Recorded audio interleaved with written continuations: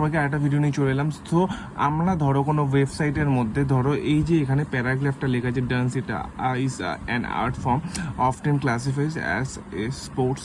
আর ঠিক আছে, এই যে তোমার প্যারাগ্রাফটা কী করে লিখে থাকি। সো এটা লেখার জন্য আমরা কিছুই করি না, সিম্পল একটা স্টেপ বলছি। এটার জন্য আমরা পি স্টেটমেন্টটা ইউজ করে থাকি। পি ফর হচ্ছে প্যারাগ্রাফ, ঠিক আছে। পি দিয়ে শুরু করবো, স্ল্যাশ পি দিয়ে শেষ করবো, আর এই স্টেটমেন্টটা পুরো আমাদের বডির মধ্যে থাকবে, ঠিক আছে। সো এখানে আমি যদি দিয়ে দিই, এখানে দেখো রান অলরেডি হয়ে গেছে। সো আমি এখানে আমার নামটা অ্যাড করলাম, ভাস্বর অ্যাড করার পর যদি আমি রান করি তো সাইডে ভাস্বর চলে এলো, ঠিক আছে।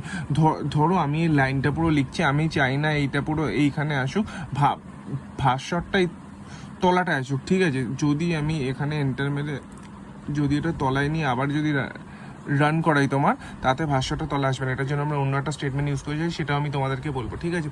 সো পিটা তোমরা ইউজ করো, ভালো করে ইউজ করে কমেন্টে জানো।